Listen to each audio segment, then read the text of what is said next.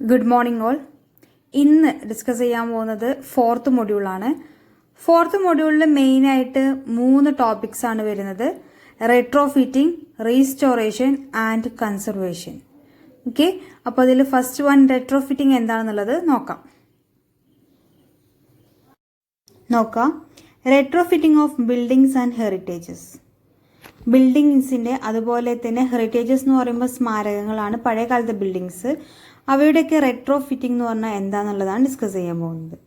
Retrofitting is the strengthening of existing damaged or undamaged structures. നിലവിൽ damaged ആയിട്ടുള്ള അല്ലെങ്കിൽ damages ഒന്നും സംഭവിക്കാത്ത സ്ട്രക്ചേഴ്സിൻ്റെ സ്ട്രെങ്ത് ഇൻക്രീസ് ചെയ്യിപ്പിക്കുന്ന പ്രോസസ്സാണ് റെട്രോഫിറ്റിംഗ് എന്ന് പറയുന്നത്. Okay, it is an improvement over the original strength. നിലവിലുള്ള സ്ട്രെങ്ത്തിലും കൂടുതൽ സ്ട്രെങ്ത് പ്രൊവൈഡ് ചെയ്യുന്നതാണ് റെട്രോഫിറ്റിംഗ്. അതായത് എക്സ്ട്രാ അഡീഷണൽ ആയിട്ടുള്ള സപ്പോർട്ടുകളൊക്കെ പ്രൊവൈഡ് ചെയ്യുക, അല്ലെങ്കിൽ അഡീഷണൽ ആയിട്ടുള്ള ഫിറ്റിങ്സ് പ്രൊവൈഡ് ചെയ്തിട്ട് സ്ട്രക്ചേഴ്സിൻ്റെ സ്ട്രെങ്ത് നിലനിർത്തുക അല്ലെങ്കിൽ സ്ട്രെങ്ത് കൂട്ടി കൊടുക്കുന്ന ഒരു പ്രോസസ്സാണ് റെട്രോഫിറ്റിംഗ് എന്ന് പറയുന്നത്. Okay, when the evaluation of building indicated that the strength available for the damaged walls are insufficient and the restoration of structures are necessary in future.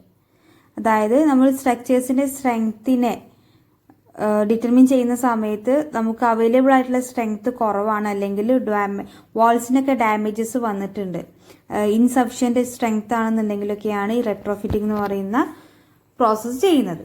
Okay, retrofitting aim to increase the lateral strength in two directions by providing reinforcement or by increasing the wall area or the number of walls and columns, which gives unity to the structure by providing a proper connection between its existing element. Retrofitting എന്ന് പറയുന്ന process മെയിനായിട്ട് aim ചെയ്യുന്നത്, നമ്മൾ ചെയ്യുന്നതിൻ്റെ നമ്മുടെ ഉദ്ദേശം എന്താണെന്ന് വെച്ചാൽ to increase the lateral strength in two direction. ഏത് ഡയറക്ഷനിൽ ഫോഴ്സ് വരികയാണെന്നുണ്ടെങ്കിൽ അതിനെ മെയിനായിട്ട് റെസിസ്റ്റ് ചെയ്യുക എന്നുള്ളതാണ്. ബൈ പ്രൊവൈഡിങ്, അതിന് വേണ്ടിയിട്ട് എന്തൊക്കെ കാര്യങ്ങളാണ് ചെയ്യുന്നത് എന്നുള്ളത് നോക്കാം. റീഇൻഫോഴ്സ്മെന്റ്സ് പ്രൊവൈഡ് ചെയ്യുക, അല്ലെങ്കിൽ by increase the wall area increase ചെയ്ത് കൊടുക്കുക, ഓർ ദ നമ്പർ ഓഫ് വാൾസിന്റെ എണ്ണം കൂട്ടി കൊടുക്കുക, അല്ലെങ്കിൽ കോളംസ്, പില്ലേഴ്സ് ഒക്കെ പ്രൊവൈഡ് ചെയ്യുക, which gives unity to the structure by providing a proper connection between its existing element. നിലവിലുള്ള എക്സിസ്റ്റിംഗ് ആയിട്ടുള്ള സ്ട്രക്ചറിൻ്റെ കൂടെ എക്സ്ട്രാ നമ്മൾ സപ്പോർട്ടുകൾ ഇതുപോലെയുള്ളവ കൺസ്ട്രക്ട് ചെയ്തിട്ട് എന്ത് ചെയ്യുക, ആ ഒരു ബിൽഡിങ്ങിൻ്റെ അല്ലെങ്കിൽ ആ ഒരു സ്ട്രക്ചറിൻ്റെ സ്ട്രെങ്ത് കൂട്ടിക്കൊടുക്കുന്ന പ്രോസസ്സാണ് റെട്രോഫിറ്റിംഗ്. നെക്സ്റ്റ് നോക്കുക, retrofitting technique is adopted when. Retrofitting technique നമ്മൾ എപ്പോഴാണ് യൂസ് ചെയ്യുക എന്നുള്ളതാണ്. ഫസ്റ്റ് പോയിന്റ് നോക്കുക, damage to the structural members. Structural മെമ്പേഴ്സിന് ഡാമേജസ് വരുമ്പോൾ. സെക്കൻഡ് പോയിന്റ് ആണ് എക്സസീവ് ലോഡിങ്, അതായത് ഓവർലോഡിങ് വരുന്ന കേസുകളിൽ. Third one, errors in design or construction. Design ചെയ്ത സമയത്ത് അല്ലെങ്കിൽ കൺസ്ട്രക്ഷൻ ചെയ്ത സമയത്ത് ഉണ്ടാകുന്ന എററുകൾ കാരണമാണ് റെട്രോഫിറ്റിംഗ്സ് പ്രൊവൈഡ് ചെയ്യുന്നത്. നെക്സ്റ്റ് നോക്കുക, മോഡിഫിക്കേഷൻ ഓഫ് സ്ട്രക്ചറൽ സിസ്റ്റം. നിലവിലുള്ള സിസ്റ്റത്തിൻ്റെ മോഡിഫിക്കേഷന് വേണ്ടിയിട്ട് എന്ത് ചെയ്യുക, സ്ട്രെങ്ത് കൂട്ടി കൊടുക്കാൻ വേണ്ടിയിട്ട് കൊടുക്കുന്നത്. Okay, seismic damages. സീസ്മിക് ആയിട്ടുള്ള ഡാമേജസ് വരുമ്പോൾ അതിനെ പ്രിവെൻറ്റ് ചെയ്യാൻ അല്ലെങ്കിൽ റെസിസ്റ്റ് ചെയ്യാൻ വേണ്ടിയിട്ട് കൊടുക്കുന്നതാണ്. ഓക്കെ, നെക്സ്റ്റ് നോക്കുക, സ്ട്രക്ചറൽ ക്രാക്സ്. സ്ട്രക്ചറൽ ക്രാക്സ് എന്ന് പറയുമ്പോൾ സ്ട്രക്ചറിനുണ്ടാവുന്ന മെയിനായിട്ടുള്ള ഡാമേജസ് ആണ്, അതായത് ഓവർലോഡിങ് അല്ലെങ്കിൽ അതിൻ്റെ സ്ട്രെങ്ത് കുറയുന്ന സിറ്റുവേഷനാണ്. And next, corrosion of steel reinforcement. നമ്മൾ പ്രൊവൈഡ് ചെയ്തിട്ടുള്ള സ്റ്റീൽ സ്ട്രക്ചേഴ്സിന് അല്ലെങ്കിൽ റീഇൻഫോഴ്സ്മെൻറ്റിനൊക്കെ കൊറോഷൻ സംഭവിക്കുമ്പോഴാണ് എന്ത് റെട്രോഫിറ്റിംഗ്സ് ചെയ്യുന്നത്. നെക്സ്റ്റ് നോക്കുക, റെട്രോഫിറ്റിംഗ് ടെക്നിക്സ്. റെട്രോഫിറ്റിംഗ് എങ്ങനെയൊക്കെയാണ് നമ്മൾ പ്രൊവൈഡ് ചെയ്യുന്നുള്ളതാണ്. First one shoring, second one underpinning, third one providing shear wall, fourth one wall thickening, fifth one providing infill walls, and sixth one adding bracings, seventh one adding wing walls, and eighth one mass reduction. ഇനി ഓരോ techniques ആയിട്ട് നമുക്ക് discuss ചെയ്യാം.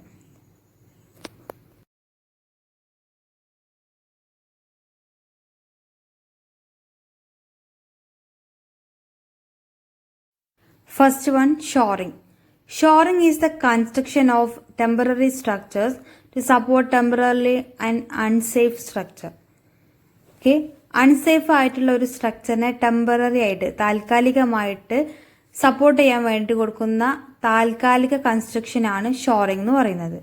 Shoring can be used when walls bulge out, when walls cracks due to unequal settlement of foundation and repairs are to be carried out to the cracked wall, when an adjacent structure need pulling down, when opening are to be newly made or enlarged in a wall. Shoring നമ്മൾ മെയിനായിട്ട് ചെയ്യുന്നത് when walls bulge out, പുറത്തേക്ക് തള്ളി നിൽക്കുന്ന അവസ്ഥയാണ് load കൂടുന്ന സമയത്ത് walls bulge out. When walls cracks due to unequal settlement of foundation, unequal settlement of foundation കാരണം വാൾസ് ക്രാക്സ് ഫോം ചെയ്യുകയാണെന്നുണ്ടെങ്കിൽ. And repairs are to be carried out to the cracked wall, cracks സംഭവിച്ചിട്ടുള്ള വാൾസിന് നമ്മൾ repair work കൊടുക്കുകയാണെന്നുണ്ടെങ്കിൽ. അല്ല when an adjacent structure need pulling down, തൊട്ടടുത്ത് വരുന്ന ഒരു സ്ട്രക്ചറിന് നമ്മൾ എക്സ്ട്രാ ഒരു സപ്പോർട്ടായിട്ട് കൊടുക്കണം, ഒരു താങ്ങ് കൊടുക്കുന്ന ഒരു സിറ്റുവേഷന് വേണമെന്നുണ്ടെങ്കിൽ.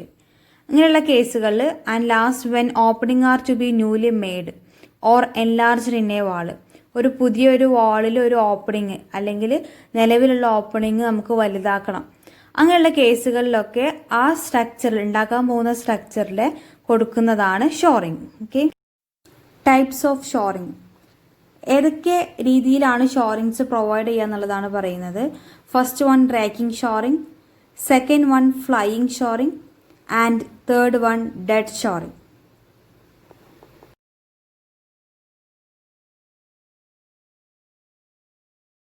First one racking shoring. Racking ഷോറിങ്ങിനെ ഇൻക്ലൈൻഡ് ഷോറിംഗ് എന്നും പറയാറുണ്ട്. In this method the inclined members known as rakers are used to give lateral support to walls. വാൾസിനെ സപ്പോർട്ട് ചെയ്യാൻ വേണ്ടിയിട്ടാണ് എന്ത് റാക്കേഴ്സുമായിട്ട് പ്രൊവൈഡ് ചെയ്യുന്നത്. Okay, racking shore contains rakers or inclined members, wall plate, needles, cleats, bracing, sole plate. Rakers are inclined 45 degree to the ground. നമ്മൾ ഷോറിങ്ങിനായിട്ട്, അതായത് ഗ്രൗണ്ടിൽ നിന്നും 45 ഡിഗ്രി ആംഗിളിൽ കൊടുക്കുന്ന സപ്പോർട്ടുകളാണ് റാക്കേഴ്സ് എന്ന് പറയുന്നത്. ഓക്കെ, ഓരോ റാക്കേഴ്സിനെയും കണക്ട് ചെയ്തുകൊണ്ട് ബ്രേസസ് പ്രൊവൈഡ് ചെയ്തിട്ടുണ്ടാവും. മാത്രമല്ല അതിൻ്റെ കൂടെ wall plates, needles, cleats, sole plates ഒക്കെ പ്രൊവൈഡ് ചെയ്തിട്ടുണ്ടാവും.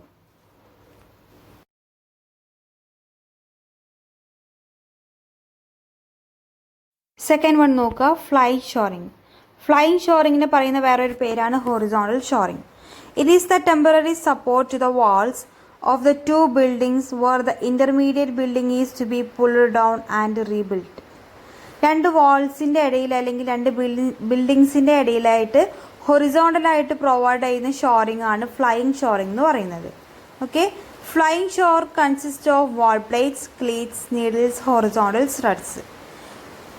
ഒരു ഫ്ലൈയിങ് ഷോറിൽ വാൾ പ്ലേറ്റ്സ്, അതുപോലെ തന്നെ ക്ലീറ്റ്സ്, നീഡിൽസ്, ഹൊറിസോണ്ടൽ സ്റ്റഡ്സ് ഒക്കെ പ്രൊവൈഡ് ചെയ്തിട്ടുണ്ടാവും. ഓക്കെ, അപ്പോൾ ഈ രണ്ട് ബിൽഡിങ്ങിനിടയിൽ അല്ലെങ്കിൽ രണ്ട് വാളിൻ്റെ ഇടയിൽ എന്തെങ്കിലും ഒരു കൺസ്ട്രക്ഷൻ നടക്കുകയാണെന്നുണ്ടെങ്കിൽ ആ ബിൽഡിങ്ങിന് അല്ലെങ്കിൽ ആ ഒരു വാളിൻ്റെ ബിൽഡ് ചെയ്യുന്ന ആ ഒരു സിറ്റുവേഷനെ ഒഴിവാക്കാൻ വേണ്ടിയിട്ടാണ് ഇത് ഫ്ലൈയിങ് ഷോറിംഗ് അല്ലെങ്കിൽ ഹൊറിസോണ്ടൽ ഷോറിങ്സ് സാധാരണയായിട്ട് പ്രൊവൈഡ് ചെയ്യുന്നത്.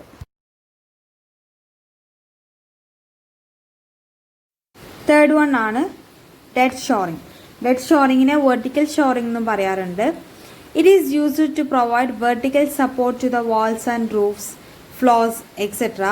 when the lower part of a wall has been removed for the purpose of providing an opening in the wall or to rebuild a defective load-bearing wall in a structure. Dead shoring അല്ലെങ്കിൽ vertical shoring നമ്മൾ സാധാരണയായിട്ട് provide ചെയ്യുന്നത് ഒരു സ്ട്രക്ചറിൽ നമ്മൾ അല്ലെങ്കിൽ ഒരു വാളിൽ അല്ലെങ്കിൽ ഫ്ലോറിൽ അല്ലെങ്കിൽ റൂഫിലൊക്കെ ആയിട്ടാണ് പ്രൊവൈഡ് ചെയ്യുന്നത്. എപ്പോഴാണ് ചെയ്യുന്നതെന്ന് വെച്ചാൽ ഒരു വാളിൽ ഓപ്പണിങ് അല്ലാന്നുണ്ടെങ്കിൽ ഒരു ബിൽഡിങ്ങിൽ ഡിഫക്റ്റീവ് ആയിട്ടുള്ള ലോഡ് ബിയറിംഗ് വാൾ സ്ട്രക്ചറിനെ നമ്മൾ ട്രീറ്റ് ചെയ്യുന്ന സമയത്തൊക്കെയാണ് ഈ ഡെഡ് ഷോറിംഗ് അല്ലെങ്കിൽ വെർട്ടിക്കൽ ഷോറിങ്സ് പ്രൊവൈഡ് ചെയ്യുന്നത്. ഓക്കെ, അതായത് നിലവിലുള്ള ഫൗണ്ടേഷനെ ഒക്കെ റീപ്ലേസ് ചെയ്തിട്ട് പുതിയ ഫൗണ്ടേഷൻ കൺസ്ട്രക്ട് ചെയ്യുകയാണെന്നുണ്ടെങ്കിൽ അതിൻ്റെ മുകളിൽ വരുന്ന ലോഡിനെ സപ്പോർട്ട് ചെയ്യാൻ വേണ്ടിയിട്ട് ചെയ്യുന്നതാണ്. സെക്കൻഡ് റെട്രോഫിറ്റിംഗ് ടെക്നിക്കാണ് അണ്ടർപിന്നിംഗ് എന്ന് പറയുന്നത്. Underpinning is the process of strengthening and stabilizing the foundation of an existing building or other structures. ഒരു ബിൽഡിങ്ങിൻ്റെ അല്ലെങ്കിൽ ഒരു സ്ട്രക്ചറിൻ്റെ ഫൗണ്ടേഷൻ സ്റ്റെബിലൈസ് ചെയ്യുന്ന പ്രോസസ്സാണ് അണ്ടർപിന്നിംഗ് എന്ന് പറയുന്നത്. ഓക്കെ, എപ്പോഴാണ് നമ്മൾ ഫൗണ്ടേഷൻ സ്റ്റെബിലൈസ് ചെയ്യാന്നുള്ളത് നോക്കുക. Because the original foundation is simply not strong or stable enough. നിലവിലുള്ള ഫൗണ്ടേഷൻ സ്ട്രോങ് അല്ല അല്ലെങ്കിൽ സ്റ്റേബിൾ അല്ല, ആവശ്യമല്ലാത്ര സ്റ്റേബിൾ അല്ല എന്നുള്ള കണ്ടീഷൻ വരുമ്പോൾ, സെക്കൻഡ് നോക്കുക, the usage of structure has changed. നമ്മൾ കൺസ്ട്രക്ട് ചെയ്തത് എന്തിനാണോ ആ ഒരു യൂസേജിൽ നിന്ന് വേറൊരു യൂസേജിലേക്ക് സ്ട്രക്ചർ ചേഞ്ച് ചെയ്തിട്ടുണ്ടെന്നുണ്ടെങ്കിൽ. Third, the properties of soil supporting the foundation may have changed. നമ്മൾ ഫൗണ്ടേഷൻ സപ്പോർട്ട് ചെയ്യുന്ന സോയിലിന്റെ പ്രോപ്പർട്ടീസിൽ എന്തെങ്കിലും ചേഞ്ചസ് വന്നിട്ടുണ്ടെങ്കിൽ. അതുപോലെ തന്നെ construction of nearby structures excavating adjacent to foundation. ഫൗണ്ടേഷന് തൊട്ടടുത്ത് പുതിയ സ്ട്രക്ചേഴ്സ് ഉണ്ടാക്കാൻ വേണ്ടിയിട്ട് വേറെ ഫൗണ്ടേഷന് വേണ്ടിയിട്ട് എക്സ്കവേറ്റ് ചെയ്തിട്ടുണ്ടെന്നുണ്ടെങ്കിൽ ഇങ്ങനെയുള്ള കേസുകളൊക്കെയാണ് നോക്കുക.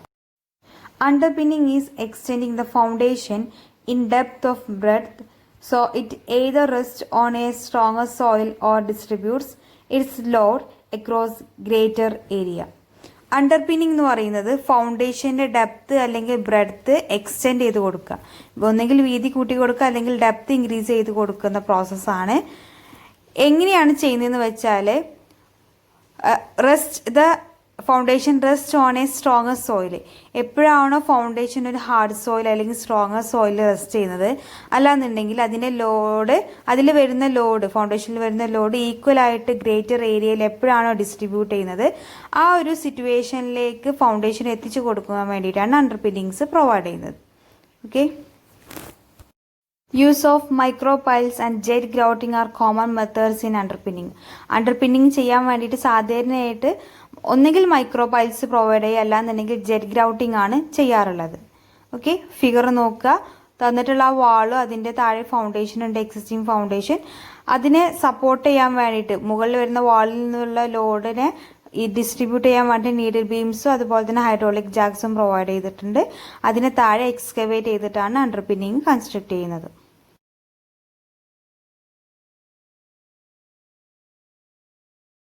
Third retrofitting technique ആണ് providing shear walls. It is mainly used for reinforced concrete framed buildings. സാധാരണയായിട്ട് റീഇൻഫോഴ്സ്ഡ് സിമെന്റ് കോൺക്രീറ്റ് യൂസ് ചെയ്തിട്ടുള്ള ഫ്രെയിംഡ് ബിൽഡിംഗ്സിന്റെ കേസിലാണ് ഷിയർ വാൾസ് പ്രൊവൈഡ് ചെയ്യുന്നത്. A shear wall may be cast in situ or precast concrete element which increases the lateral strength durability of the building. Shear walls എന്ന് പറയുന്നത് ചിലപ്പോൾ നമുക്ക് cast in situ, അതായത് ആ സൈറ്റിൽ വെച്ചിട്ട് തന്നെ കൺസ്ട്രക്ട് ചെയ്യുക, അല്ലാന്നുണ്ടെങ്കിൽ പ്രീകാസ്റ്റ് കോൺക്രീറ്റ് ഫാക്ടറിയിൽ വെച്ച് കൺസ്ട്രക്ട് ചെയ്തിട്ട് കൊണ്ടുവന്ന് ഫിറ്റ് ചെയ്യുന്നതും ആവാം. Which increases the lateral strength and durability of building. അത് നമ്മുടെ ബിൽഡിങ്ങിന്റെ ഡ്യൂറബിലിറ്റി അതുപോലെ തന്നെ ലാറ്ററൽ സ്ട്രെങ്ത് ഇൻക്രീസ് ചെയ്യിപ്പിക്കുന്നു. The shear walls are mainly consist of reinforced cement concrete and it can be placed at the exterior wall of buildings. Shear walls എന്ന് പറയുന്നത് മെയിനായിട്ട് reinforced cement concrete വെച്ചിട്ടാണ് കൺസ്ട്രക്ട് ചെയ്യുന്നത്. അപ്പോൾ അതുകൊണ്ട് തന്നെ നമുക്ക് ബിൽഡിങ്സിന്റെ എക്സ്റ്റീരിയർ വാൾസിലും ആണ് ഇത് പ്രൊവൈഡ് ചെയ്യുന്നത്. അപ്പോൾ ഷിയർ ഫോഴ്സസ് അല്ലെങ്കിൽ ലാറ്ററൽ ആയിട്ട് വരുന്ന ഹൊറിസോണ്ടൽ ഡയറക്ഷനിലൊക്കെ വരുന്ന ഏത് ഫോഴ്സിനെയും റെസിസ്റ്റ് ചെയ്യാൻ ഷിയർ വാൾസിനുള്ള കപ്പാസിറ്റി ഉണ്ട്. അതുകൊണ്ടാണ് ഷിയർ വാൾസ് റെട്രോഫിറ്റിംഗ് ടെക്നിക്കിൽ യൂസ് ചെയ്യുന്നത്.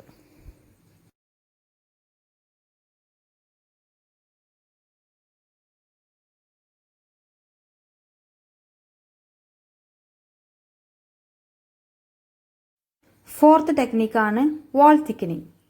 വാൾ തിക്കനിങ് എന്ന് പറഞ്ഞാൽ, in this technique the thickness of wall can be increased by adding brick, concrete and reinforcement. നിലവിലുള്ള വാളിന്റെ തിക്നെസ് ഇൻക്രീസ് ചെയ്യുന്ന പ്രോസസ്സാണ് വാൾ തിക്കനിങ് ആയിട്ട് പറയുന്നത്.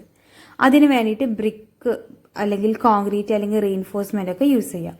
അപ്പോൾ നിലവിൽ കൺസ്ട്രക്ട് ചെയ്തിട്ടുള്ള വാളിന്റെ കൂടെ ബ്രിക്ക് മേസൺട്രി അല്ലെങ്കിൽ കോൺക്രീറ്റിന്റെ അല്ലെങ്കിൽ റീഇൻഫോഴ്സ്മെന്റിന്റെ ഒക്കെ വാളും കൂടി കൊടുത്തിട്ട് നിലവിലുള്ള വാളിന്റെ തിക്നെസ് അല്ലെങ്കിൽ വിഡ്ത്ത് കൂട്ടിക്കൊടുക്കുന്ന ആ ഒരു പ്രോസസ്സാണ് wall thickening.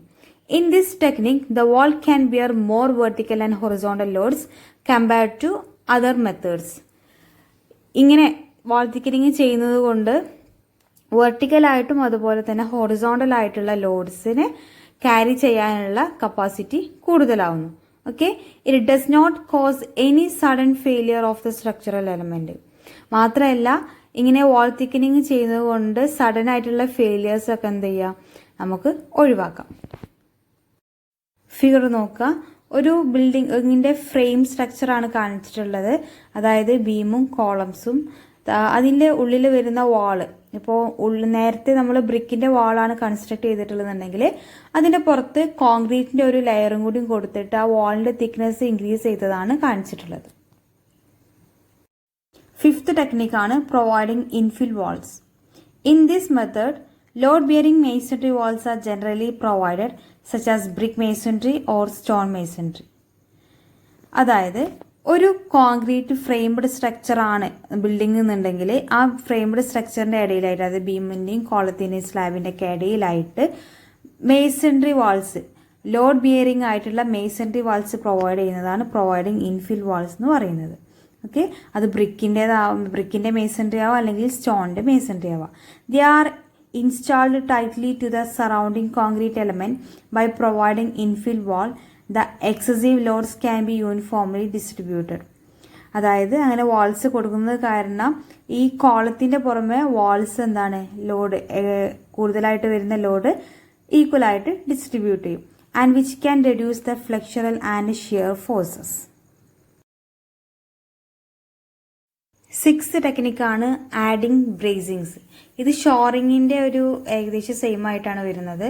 In this method bracings are provided as an additional support to the structural element. Additional ആയിട്ട് കൊടുക്കുന്ന സപ്പോർട്ടുകളാണ് bracings. Okay, steel bracings and timber bracings are generally used. Bracings ആയിട്ട് സ്റ്റീൽ ബ്രേസിങ്സ് അല്ലെങ്കിൽ ടിമ്പറിന്റെ ബ്രേസിങ്സ് ഒക്കെ നമുക്ക് സാധാരണയായിട്ട് യൂസ് ചെയ്യാം.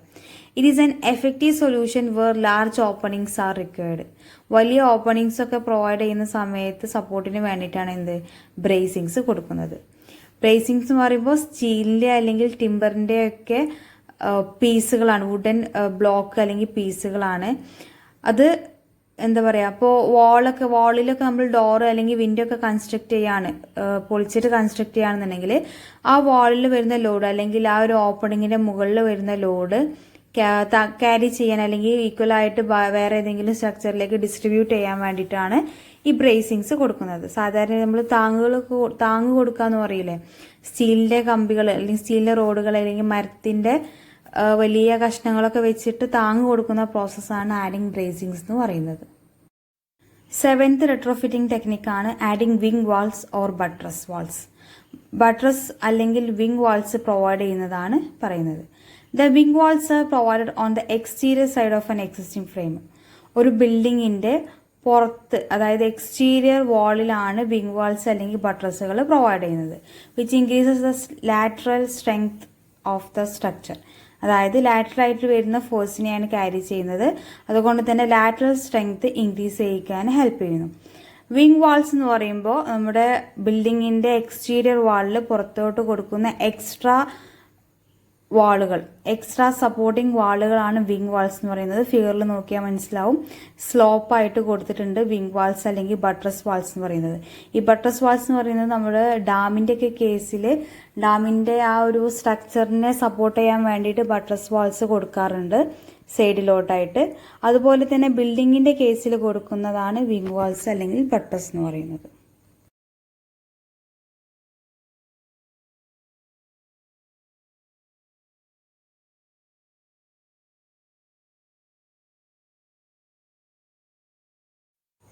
ലാസ്റ്റ് retrofitting technique ആണ് mass reduction എന്ന് പറയുന്നത്. In this method, removing one or more story of a building to increase the load at foundation, which increases the life and strength of the building. അതായത് നമുക്ക് design ചെയ്തിട്ടുള്ളതിലും കൂടുതൽ load ഒരു ബിൽഡിങ്ങിൽ വരികയാണെന്നുണ്ടെങ്കിൽ അത് ക്യാരി ചെയ്യാനുള്ള കപ്പാസിറ്റി ആ ഫൗണ്ടേഷനിൽ ഉണ്ടാവില്ല. അപ്പോൾ അതുകൊണ്ട് തന്നെ ഒന്നോ രണ്ടോ സ്റ്റോറി, അതായത് നിലയിലുള്ള ബിൽഡിങ്ങുകൾ എന്താ ചെയ്യുക, മൊത്തത്തിൽ കട്ട് ചെയ്തിട്ട് ഒഴിവാക്കുന്ന സിറ്റുവേഷനാണ് മാസ് റിഡക്ഷൻ ആയിട്ട് പറയുന്നത്. എന്നിട്ട് ഫൗണ്ടേഷനിലോട്ടുള്ള ലോഡിന്റെ അളവ് കുറച്ചിട്ട് ആ ഒരു ബിൽഡിങ്ങിനെ സ്റ്റെബിലൈസ് ചെയ്യുന്ന പ്രോസസ്സാണ്. ഓക്കെ, അപ്പോൾ ഫിഗർ നോക്കുക. അതിൽ 5 സ്റ്റോറിയുള്ള ബിൽഡിംഗ് ആണ്. അതിൽ മുകളിൽ വരുന്ന 2 സ്റ്റോറി കട്ട് ചെയ്തിട്ട് 3 സ്റ്റോറി ആക്കി കുറക്കണം.